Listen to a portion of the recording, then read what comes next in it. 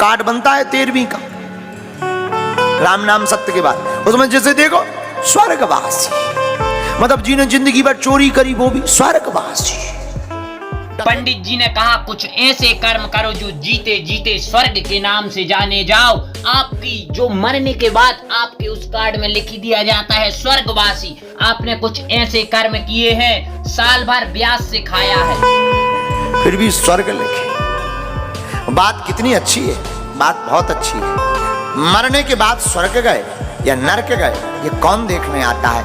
मरने के बाद मोक्ष हो ये तो बेफिजूली की बातें हैं। जीते जी कोई मुक्त हो जाए वही सच्चा मोक्षधारी।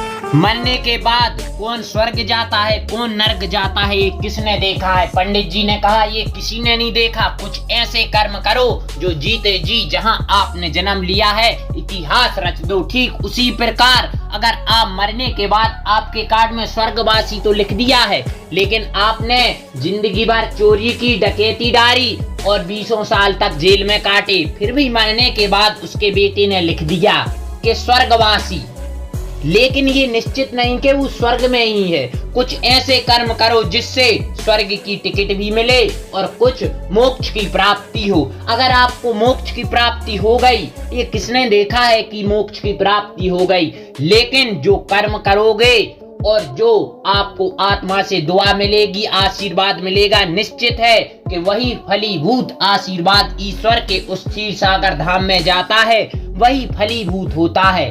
बागेश्वर धाम सरकार ने कहा जो स्वर्गवासी लिख देते हैं, हमने किसी के कार्ड में नहीं देखा कि नर्कवासी, हमने तो सिर्फ यही देखा कि स्वर्गवासी। और हम देख देख कर खूब हंसते भी रहते हैं कि ये संसार सब मोह है। संसार यही संसार सागर है जो संसार सागर की इस विलंबता से चल रहा है।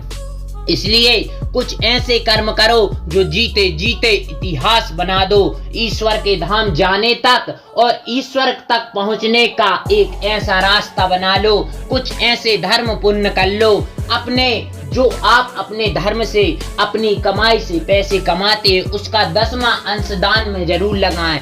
किसी गरीब की मदद जरूर करें और कुछ ऐसा कार्य करें जो अनोखा हो, वही स्वर्ग को भेज सकता है। और ईश्वर से विमुख मत हो। ईश्वर से हर कार्य कुछ भी करो ईश्वर की आज्ञा से ही करो, ईश्वर की आज्ञा लेकर ही करो। सब राम लला सरकार की इच्छा से होता है, ऐसा कुछ नहीं। इसलिए स्वर्गवासी तो लिख दिया, लेकिन ये निश्चित नहीं हुआ कि आपके पिताजी स्वर्ग में ही गए हैं। ये निश्चित तभी होता है जब आप अपने पड़ोस, अपने मोहल्ले, अपने गांव में सभी लोग आपको अच्छा कहते हैं कि वह व्यक्ति बहुत अच्छा था। जय बागेश्वर धाम।